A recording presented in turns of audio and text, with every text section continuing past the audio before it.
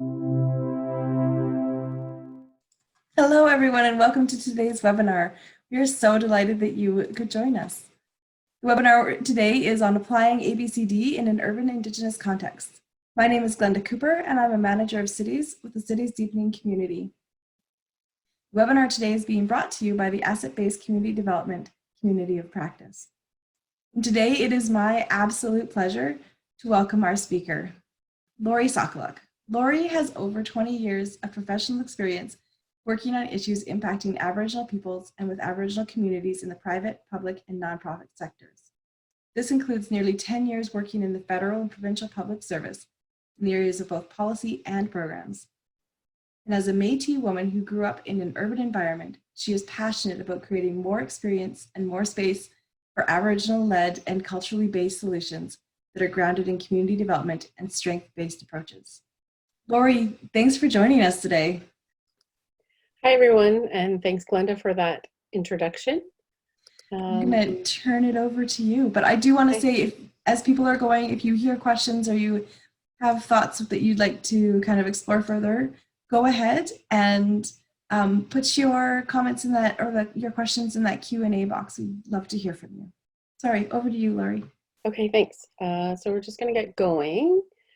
So I just want to provide a little more context and add a couple more details about myself to situate my interest and passion for the topic. So again, I'm Métis, and my roots come from Métis communities in northwestern Saskatchewan, excuse me. However, I've lived in large urban centers for most of my life. I currently live in Edmonton, Alberta, where I'm a full-time student at the University of Alberta, working on a master's in community engagement. So before going back to school, I had started a business as an independent consultant, and plan to go back to that when I'm done my studies. My interest is largely in community development, which has been influenced by both my personal and professional experience. So today, I'm just going to run you through the key pieces that we're going to talk about today. So first, after the introduction that we just did, I'm going to talk about urban and Indigenous and maybe what that means, a little bit about what that means, and then we're going to move on to the key principles of asset-based community development and how I linked it to being urban and Indigenous. And then I'm going to talk a little bit about, and this is kind of the focus of why we're here today, is to talk about how I used ABCD in my community to understand more about the urban Indigenous community in Edmonton. And then we'll end with some closing thoughts. Excuse me, suddenly I have a dry throat. Anyways, urban and Indigenous. So on this slide, I don't want to spend a lot of time, but I do want to get us all on the same page around terminology. So Indigenous and Aboriginal, I would say, are umbrella terms, and they're often referring to First Nations, Métis, and Inuit. So when I say Indigenous, what I mean is First Nations, Métis, and Inuit people who live in an urban center. I've added some definitions, and you'll have access to this, but that explains what each of those means. But I just, on a really high level, wanted to give you a sense. So moving on.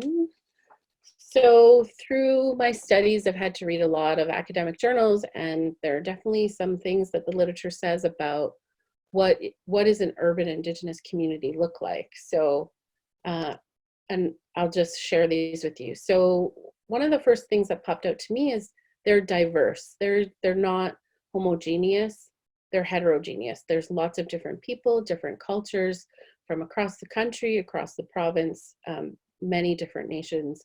And they are dispersed across urban areas. They don't necessarily live in one neighborhood or one area of town like other ethnocultural communities, you know, like Chinatown or Little Italy or those kind of places. Although there are exceptions, but we're not going to get into that.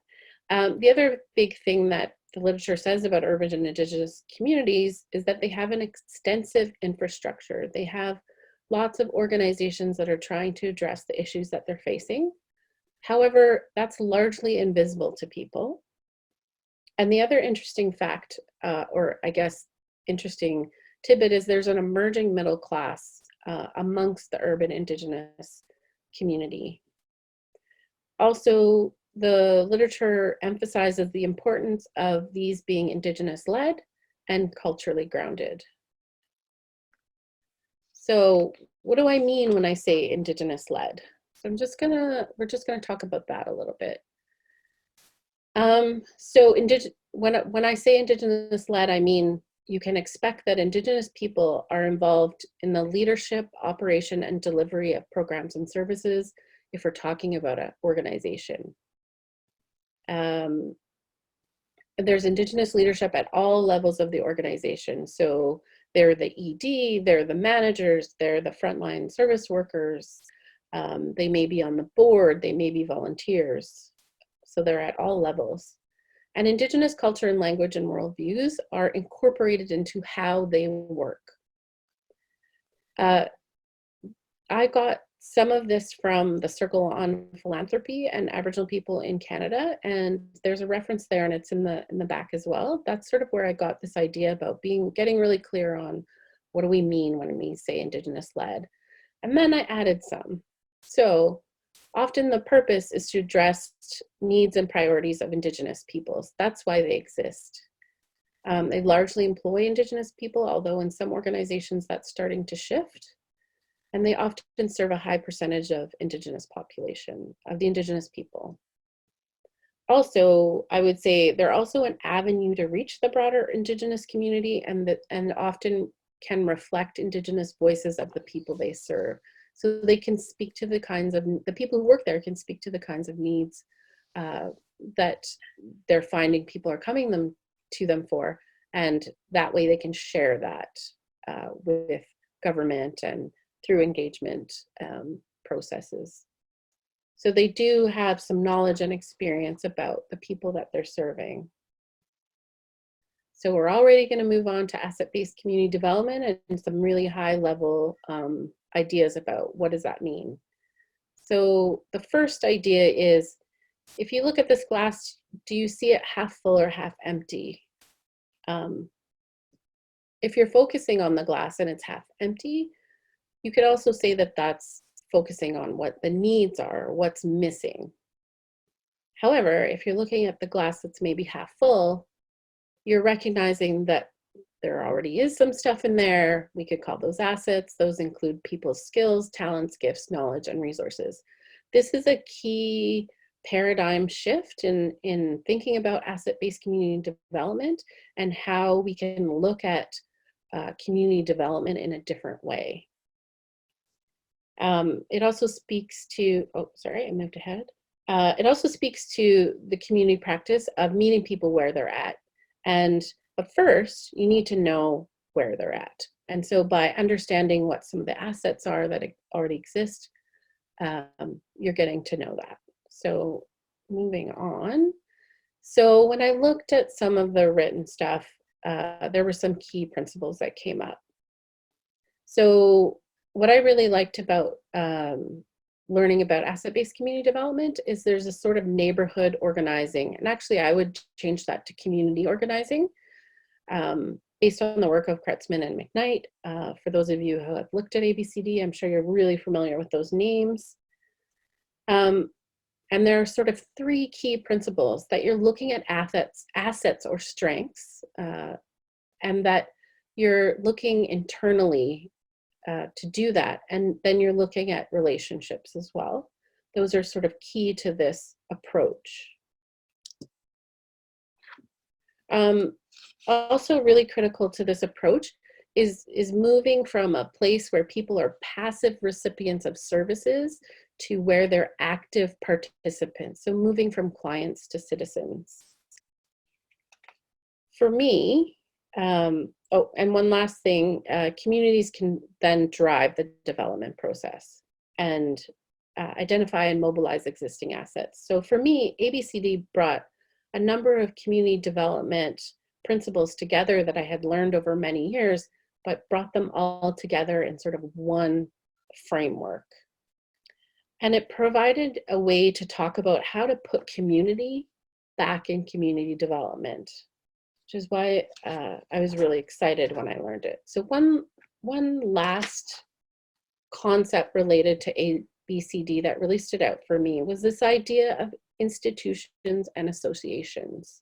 So I'm just going to describe, based on the work of Kretzmann and McKnight, what we mean by that. So institutions are often formal and hierarchical, very structured. People are paid to work there, and often the people have specialized professionals and experts in, say, a field. And you know, a good example might be a nonprofit or a foundation. On the other side are associations, which are a little more fluid. They're usually informal and much more flat in terms of their structure. People are volunteering to participate and agreeing on the things at which they want to work on. They're not necessarily paid, and so there's different reasons and different benefits that they get from participating, and they bring a wealth of experience and knowledge of those who are participating. And lastly, some examples are like the Rotary Club, a sport league, a club, any kind of club where people voluntarily get together to address an issue or talk about something that's important to them. So what I get from this is that institutions are really good at taking care of the business of addressing an issue, while associations are better at getting people involved and activating social capital. So they're good places to come together and talk and say, hey, I'm working on this, and finding people you can work with or collaborate with or share information. They're really good for that kind of experience. So both provide different benefits, and likely both are needed to have a strong community or society. I'd say anecdotally that I get the sense that there's a lot more Indigenous-led institutions than associations where I live.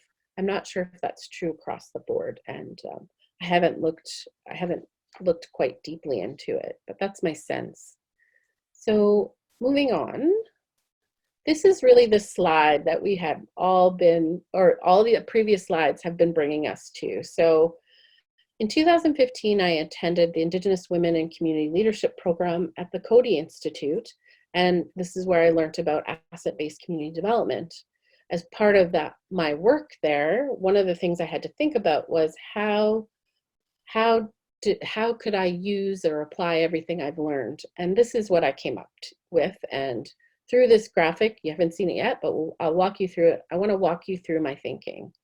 So my first thought was, there's a way of working in community that's probably not just unique to Indigenous communities, but there's sort of these siloed, competitive, maybe some duplication. People are seen as clients.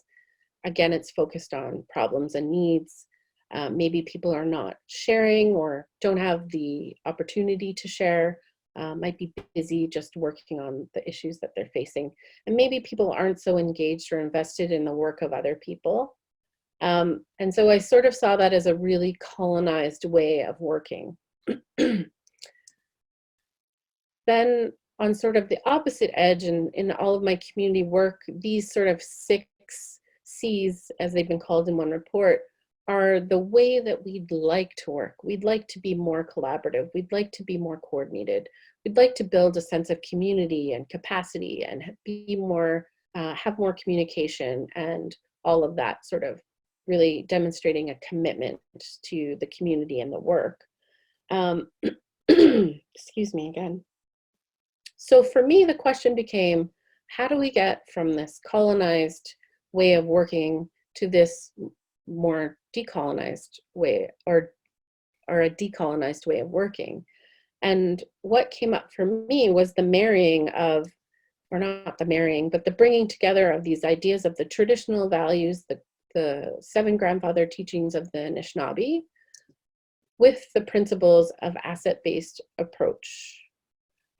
So if we have respect, we have relationships, we have to we have to be brave and maybe a bit, have a bit of humility to approach other people and talk about linkages and connections and sharing and mobilizing. So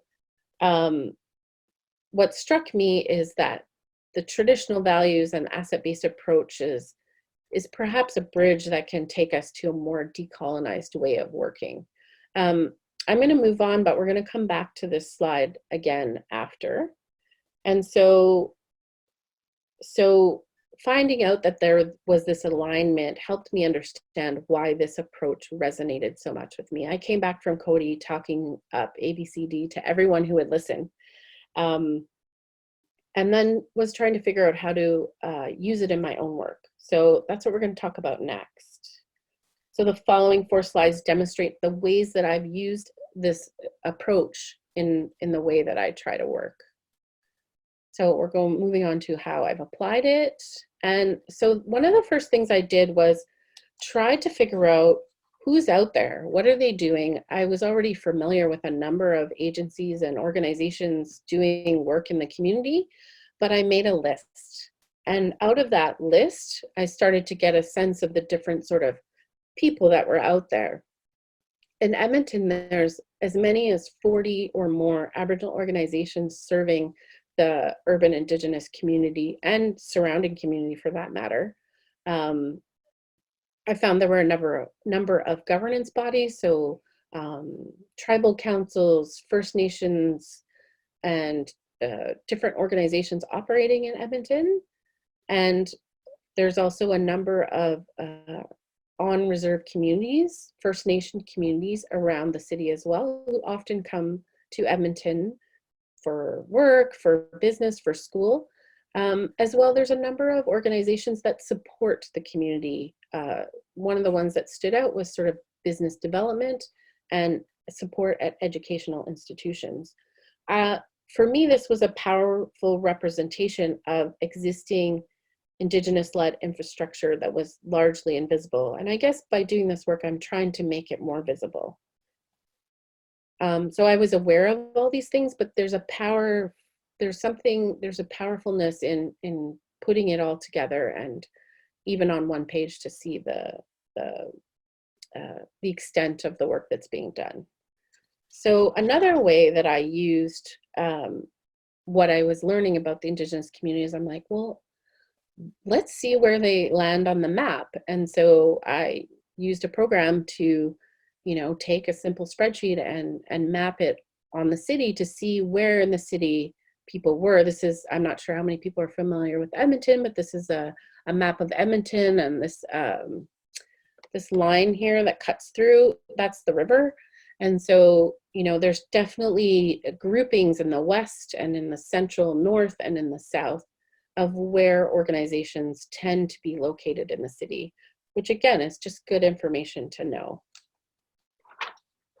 Moving on, one of the next things I did is I was working on a project to do an EnviroScan, and having sort of known all of the people that existed, I thought, well, what if we map them out by sector? You probably won't be able to see the detail, but the detail's not necessarily that important. The demonstration of once you start mapping it out, how much is going on out in the community, and get a sense of who's working on what areas. Again, it was impressive and created a different picture of what I had known, just sort of lists in my head about who's doing what and who's working on what in the community. So to me, this says that there's an extensive web of Indigenous-led programs, services, and resources that exist in Edmonton. And I just have to say that this is a snapshot in time. So I think this goes back to 2018. So chances are it's already out to date, but I think it gives a good visualization of the type of work that's happening in the city. What it doesn't tell us is whether or not all of this is adequately funded or meeting all of the needs that might exist. It also doesn't identify networks, connections, or relationships. That's a whole other piece of work to do. So I'm just going to move on, and we're just going to take a quick look at, zoom in on this particular spot, so you can get a little bit more of an idea. So the yellow square is sort of the sector that we're looking at. The purple square is the organization we're looking, like what they're doing, and then the gray is the different programs and services that I was aware that they were doing through looking at their websites. So again, you don't necessarily need to be able to see and look at all of this individually to get a sense of what the map is trying to represent. So we're just going to go back to that slide again that I mentioned earlier. And so just to wrap up, because I think I really want to get to the questions part, is I want to highlight a couple of things that I think sort of bring it all together. And so the first thing is I think that my mapping has, the mapping that I did starts to look at what are the assets, what are the community-driven assets in the community. Once you're able to know that, then you can start looking at where are the linkages and connections and what are the relationships that need to develop. You can also start looking on what do we need to share to mobilize, or those relationships and linkages are going to help mobilize people in whichever direction they choose. So I guess the point of this presentation was to get to this part to say, this is how I've used asset-based community development to understand my community.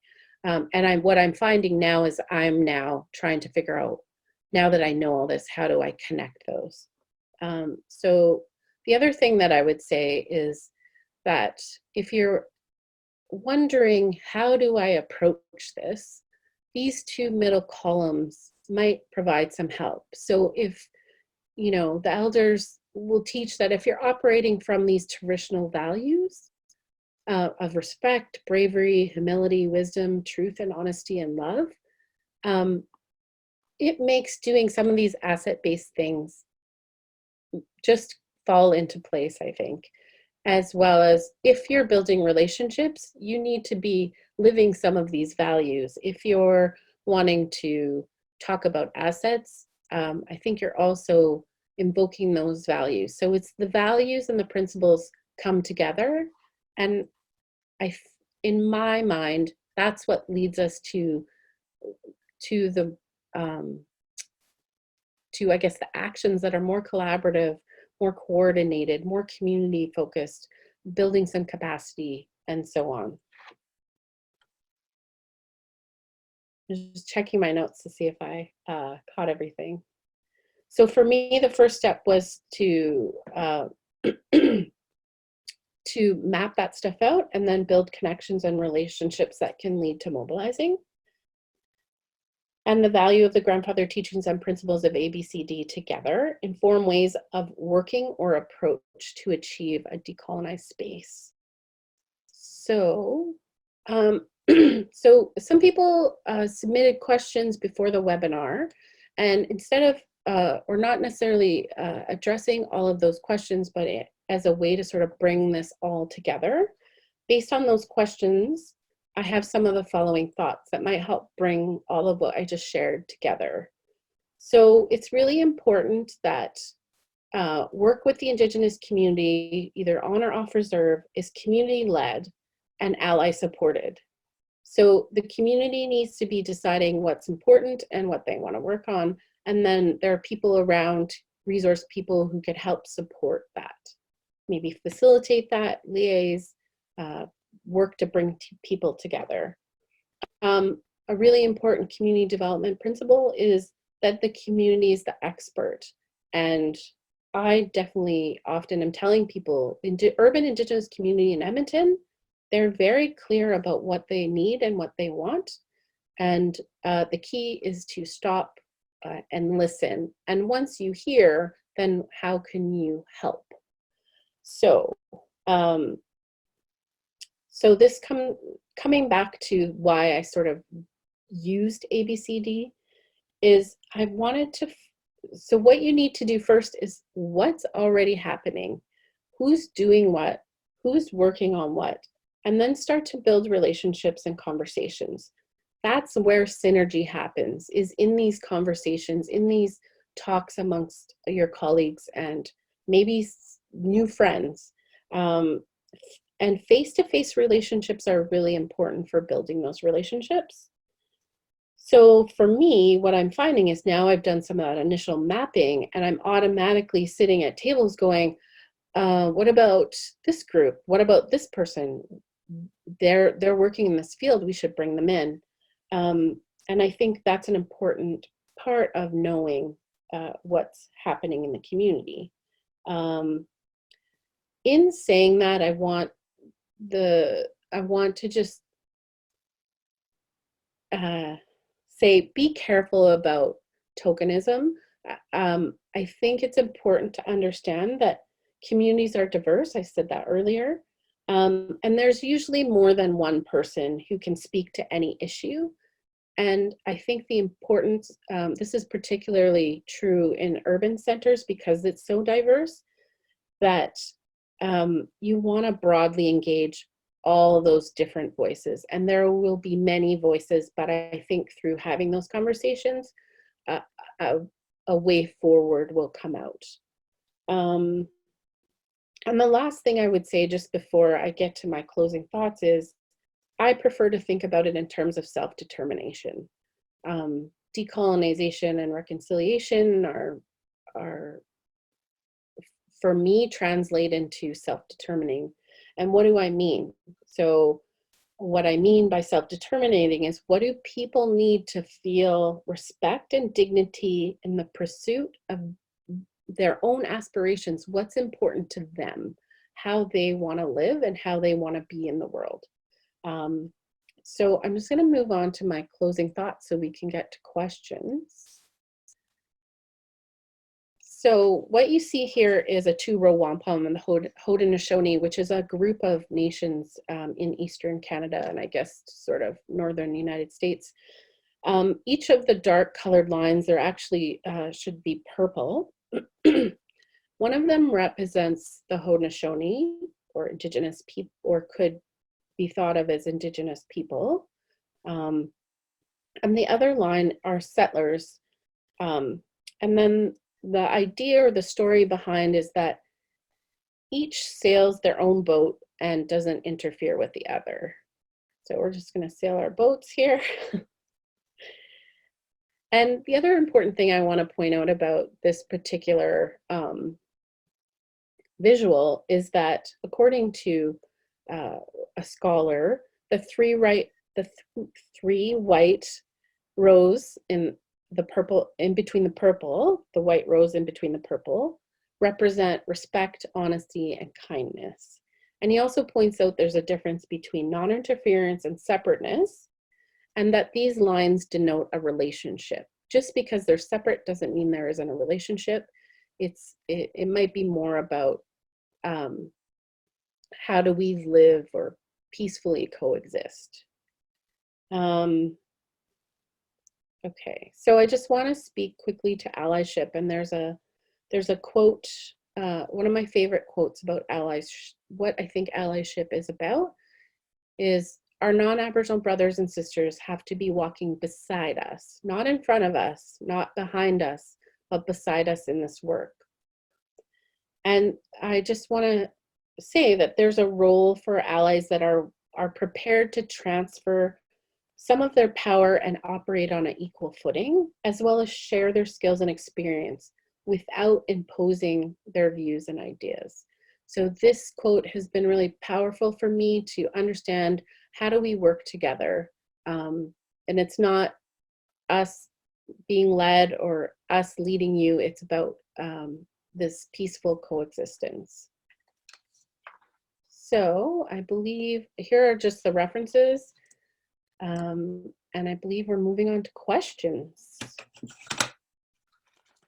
Laurie, thank you so much. I know it's been my pleasure to kind of work with you through this and learn alongside and hear just how this has grown and how it's impacted. I think one of the things I'm hoping for, because you're a great storyteller, so I'm going to throw some questions at you. I'm wondering, you said that's where synergy happens, through those relationships and through conversations.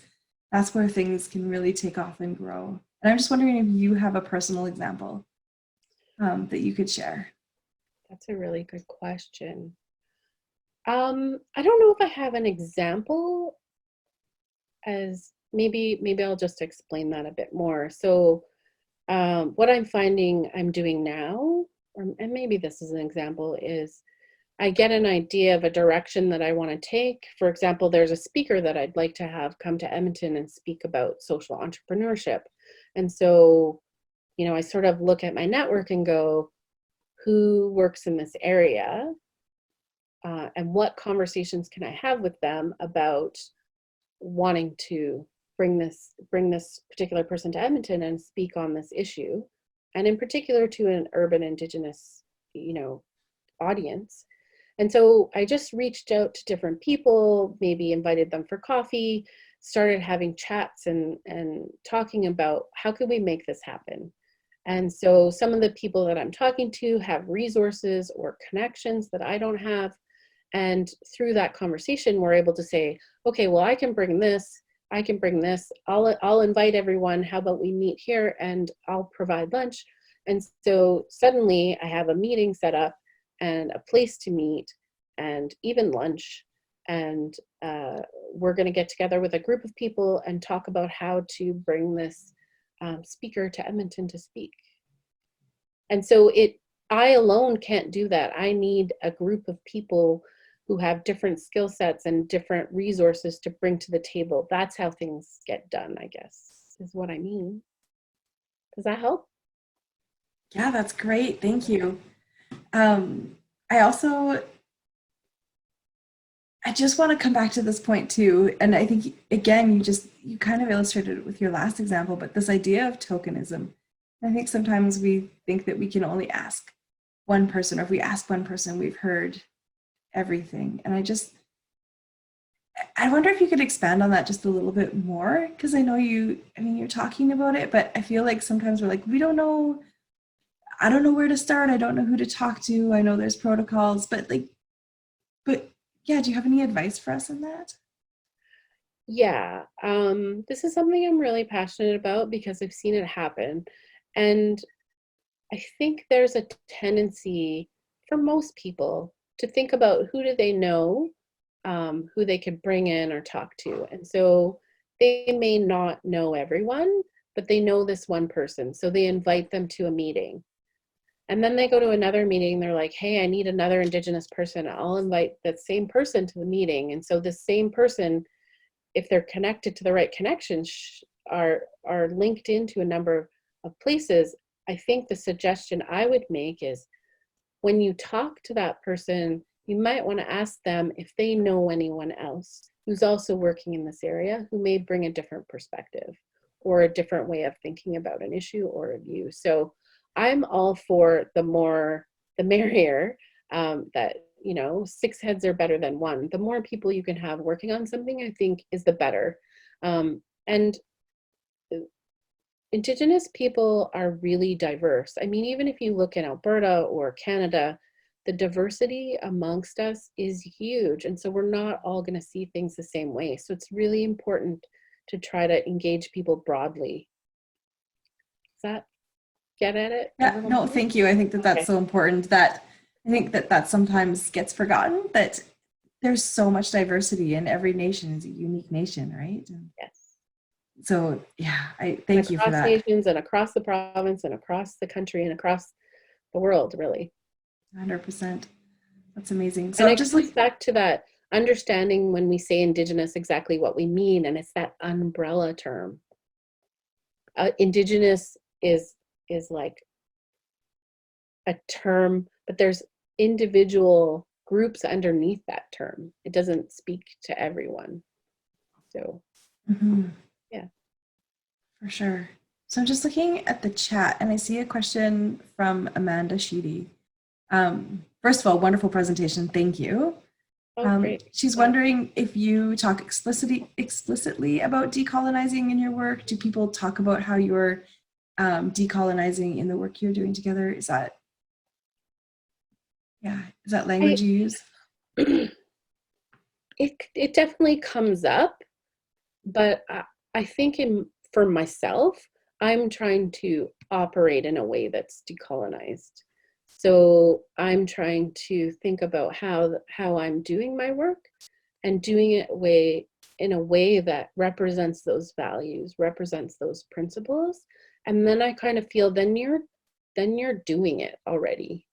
Um, but it is, but you know, it's a tricky term. And in my master's thesis, I'm probably going to spend, a couple of pages talking about all the different ways that people understand this word. So even though we say it like we all know what it means, but I don't know that we've all landed on the same idea. So I try to think of it as, is how do I act in a way that will help or support decolonizing? And that was in those two columns in the one graphic that I was talking about. Absolutely. I think, actually, can we go back to that graphic just for some of these Sure. questions? I think that that's a really good point, that it's not always about having to have the Oh, conversation about sorry. decolonizing. Oh, that's okay. I think Hannah's got it. Oh, there you go. Hannah, there you go. Oh, there go the boats.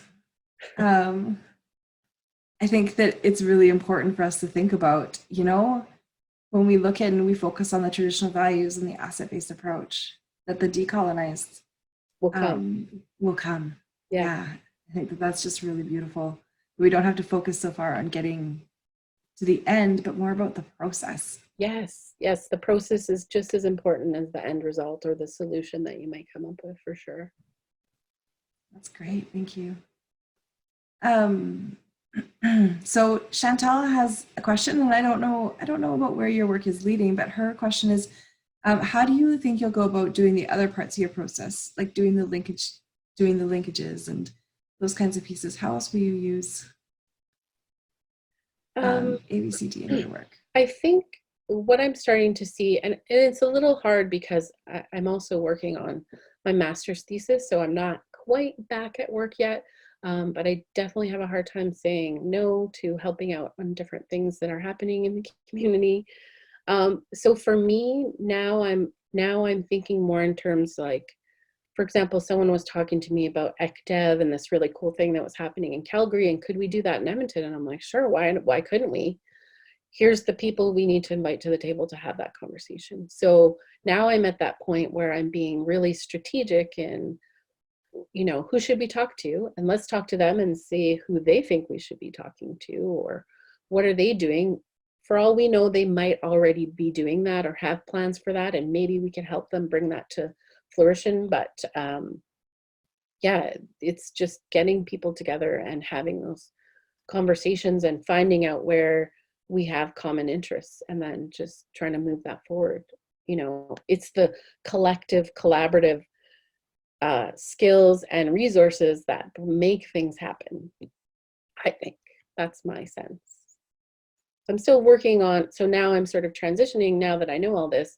Now let's see, and I am practicing, bringing people together and trying to move things forward. Great. Yeah, I know it's been a real journey for you in this process. So. It definitely has. Mark has a question around the mapping. If you like in the mapping that you've done, have you found it possible, helpful, or easy to identify associations versus or in addition to institutions, and what has that been like? That's a really good question, and something that I did have in my presentation, but I skipped over it. But personally, I found that there isn't a lot of associational space for people to come together and have conversations. And I'm talking about people who are maybe not connected to specific organizations. So are we able to go back to that slide again? Sorry. Excuse me. I lost my train of thought because all I could see was the triangle. Right, Sorry, further back than that. The triangle one. Sorry. Okay. There we go. So my thoughts on institutions is if you're if you're not a staff member, a board member, a client, or a volunteer, how are you engaging with these organizations that are doing this work? And so by creating associations, that's another way to get at that work if you're not connected. And so I often think of this emerging middle class, urban Indigenous middle class, which I believe I'm part of. Where do I go to talk to other people about what they're doing, what they're working on? And so I'm really interested in creating more associational space where people who are maybe not connected, it doesn't have to exclude those people, but people who are not connected have space. I mean, think about the Rotary Club and the people who come together, and they may not all work together, and they may have social circles, but they get together and talk about how could we maybe raise money or do this or do that outside of these really structured organizations who are trying to address a specific issue. And I'm definitely, well, I shouldn't say definitely. I haven't, 100% proved my thought right, but my sense is there's a lot less of that space for people in urban spaces, urban Indigenous spaces.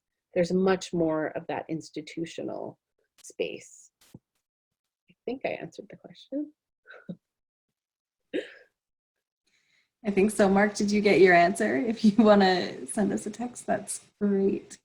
Thank you. I think that that's such an important piece too, right? That there's, how do we create more associational space? And that's, oh, Mark just wrote it. Absolutely. He loves the concept of associational space. But do you have any sense of how this is not what your topic has been, but like, how do we create more associational spaces?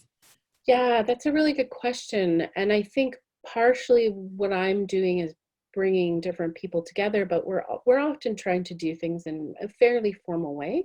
But some of the things that have been suggested to me are book clubs, meetups. I don't know how popular Meetup is anymore since 2015, but just getting a group of people together, or saying, let's meet at X place on this day, and we'll just talk about what the group wants to talk about.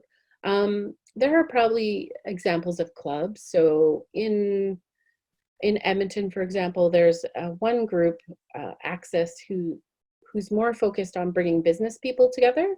And so they will do networking events and providing an opportunity for people to get together. And you might meet someone there and have a connection and, develop a relationship with them and go for coffee. And, I think it doesn't have to be complicated. I mean, the Rotary Club is a good example of like an association starting to look like an institution. But there are really, informal and fluid ways to just get a group together and say, what are you guys thinking about this?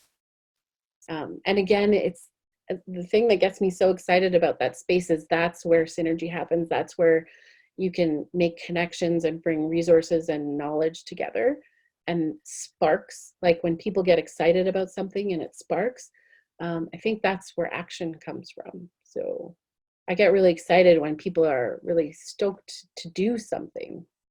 And, my focus has really been on, let's talk less and do a little bit more. There's been a lot of talk in terms of what needs to happen in Indigenous communities. There's maybe been less action. So I really want to get to, well, let's try something. Let's do something. Let's just get a group together and see what we can do. Easy peasy. No, it's easy peasy. It sounds so easy. A lot of work. It's a lot of work, but you don't necessarily have to create, a new nonprofit or something to do that kind of work. You just sort of need to find ways to contribute, and how do people who are really passionate about something contribute to the work that's already being done, or move that work forward. I think that that's such an important question everywhere right now, is how do we create those spaces? And sometimes we just need to start. Yeah. And we might make mistakes and we'll learn along the way, but just getting started. Thanks for We that. have to come out of our houses and meet up with people. I'm talking about myself. But. Yeah, yeah, it's easy when we're working on big projects like our masters, right? Yeah, I Yes. spend a lot of time by myself at the um, moment. there you go. I'm just But community wondering. work is really about people, right? It's about bringing Mhm. people together, and that kind of work can't be done by one person. You can try, but you're probably gonna get burnt out or frustrated. It's Mhm. it's a group effort, and maybe that comes more from I'm sort of grounded in a really collectivist approach to things, and I like to think that comes from being Indigenous, that I think about the group and how the group and the collective, the good for all as opposed to the good for just myself. That's sort of Mhm. where I operate from. What a So great again, there's space to another. operate from. Sorry. So that's a great space to operate from. Yeah, I try. Some days are better than others, That's fair. but that's sort of the core of my sort of approach to the work that I do in the community. Amazing. I know that Heather Keem is on the call. And she's my colleague over in Cities Deepening Community, and she always has questions. And I think she's been patiently waiting. But Heather, Okay. do you have any questions? Hi, Laurie. Hi, Heather. Yes, I actually have a question. And can we go back to the map with the columns, the other one, Hannah? This one here, yes. So recently I've had several institutions ask me if I could come and talk on community engagement and how to engage their Indigenous population. And, I'm looking at this. Do I have a thesis for them? I know, actually, I do drop your name. And so I'm looking here, and a lot of the institutions are in that colonized column. That's how they think, that's how they approach. So, looking at the traditional values, can you talk about how does one, take off their glasses or their lens and put on the traditional value lens to be able to make that next step? Because a lot of them are approaching it from their institutional lens. So I have a mandate, I have to work with you, so let's work together. Well, that's not how you approach somebody, right? Not how you approach anybody. So how would you, any ideas or suggestions or recommendations on how do you create that space and work with even different types of groups? That's a really good question. And I could see if maybe the traditional values aren't sort of, grounding you in how you're interfacing with the world, how it might not be entirely clear how to do that. My instinct is actually to go to the asset-based approach. And I think the key to working with people is starting by asking them, what's important to you? What do you need? What do you want? Often the challenge really is, this is what we want you to do. Mm-hmm. How do you want to work with us on that? That may not be where the community is. And this is just a community development principle about, meeting people where they're at and finding out what's important to them. I was once shared a story where there was a community and they were dealing with some really, really serious issues. And the government's initial response was, we need to address this issue. But when they talked to the community said, actually, we think that we need to get at this issue by starting here. And I won't get into the details of what the situation was, because I don't actually think it's important. What's important is they thought they had an idea about what they needed to address, but when they talked to the community said, no, we want to start here. And then when they addressed that issue, the community said, okay, now we want to go here. And eventually they came back to the same issue that the governments had sort of identified as the main issue. But there's often underlying root causes to that issue. And so communities are often best positioned to know what those are and how they want to move forward on them. So having those conversations with the community is really important. And chances are they've thought about it and have talked about it, and people have asked them about what they want to do. And there's tons of, you know, engagement reports, you know, what are the problems? But we're not quite getting it. Okay, so we know what the problem is. What are all the potential opportunities to get at that issue? And really listening to the community about what they think is important, what they're prepared to work on, and then how do we support them to move forward? So that's really the allyship I was talking about, where the community's leading it, but the allies come in and support it. That's a whole different way of working that I think is currently operating. It really is, and it also brings out that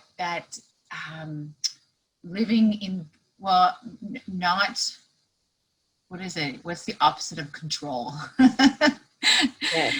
Being okay with whatever emerges. Sharing. Yes. Sharing is a value. Yeah. And, And you know, recognizing that community, they're experts on themselves. They know what they're facing. They know what they're dealing with. And they probably even have, not probably, they have ideas about how they want to address that. yeah. Just looking at the traditional values. So if I'm a colonized institution, so the traditional values, love, as an individual, I can relate to that. But as an institution, how do I approach love? That's a really good one. And it's funny because that's often the one I go to, because when I hear elders speak about love, you know, I think our instinct is to think about romantic love, and you're like, I'm not taking romantic love to my work. No, that's not the love we're talking about. We're talking about like the love of humanity, the love of our fellow human beings, love of, you know, the universe. And it's such a deeper concept. And I bet you, and I haven't done this yet, but I've been interested in looking at Indigenous words for love. I bet you they'll tell a lot more about what love means to them and how broad it is than, say, the English word for love.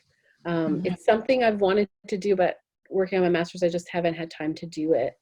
But it's funny because as soon as when you started talking, I thought, maybe where is the place you want to start? And what stood out for me is humility. Like, you really have to be humble and be open to and comfortable in the fact that you may not know everything that there is to know, and that other people have knowledge that they can share with you. So there's a humbleness that you have to be willing to sit in, which can be really hard from people. They don't want to be seen as not knowing or not understanding or not the expert. But there's a freedom in humility as well, right? To not feel like you have to have the answers, but a willingness to be open and listen. So it's interesting that you brought up love, because my thought was, well, let's start with what does it mean to be humble, and what does it mean to approach things from humility? And I went there because as an institution, you know, respect, most institutions have that, you know, the bravery, they can see that, but love, I was like, how, as an institution, bring that hat on, how do I, use love as my principle of going forth in the community? And so thank you for that. You clarified that it's not me taking everybody out for dinner. I probably could do one that delved into each one of those values. And I mean, I'm sure there's elders and cultural knowledge people that know way better than me the real meaning of those words. They're deep meanings. Yeah. English does not capture it in its totality. Yeah. Thank you so much, everybody who's put in their questions and the conversation that we've had. I think that I have gained so much from this presentation and from the questions afterwards. And just thank you, Lori, for taking the time to come and present. I know you're super busy, and I'm just really glad that you carved the space for us. Yeah, So thank you. We've been working on this a really long time too. We have. And for those of you who are wanting to dive deeper, I know that this is my way of keeping Lori and I accountable. We're working on some tools to kind of go along with this webinar, so we'll be putting out some written resources for you as well. Okay, so you can have the next slide, please.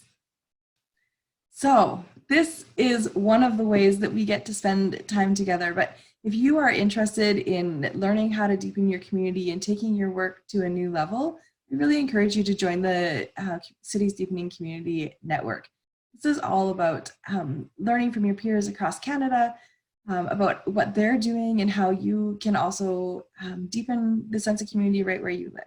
So if you are interested and you'd like to know more, please connect with me afterwards, and I'd love to talk to you about what you're doing and how we might be able to support you in your work. And this is like the best event that there is, I'm pretty sure, coming up in June. It's our annual asset-based community development conference. And so if you want to get energized and meet people who are doing exactly what you're doing or very similar things, come on out to this conference. It's 3 days.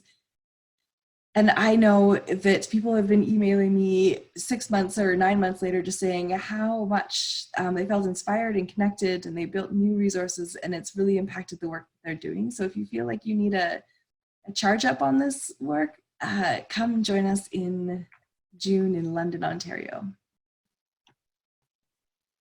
And again, thank you everyone for coming. Thanks again to Lori. If you have any questions, please feel free to email me, and you will get this recording in a webinar, and it will also have Lori's contact info so you can follow up if you have any questions for her, and we look forward to learning with you again soon. Thanks everybody. Thanks.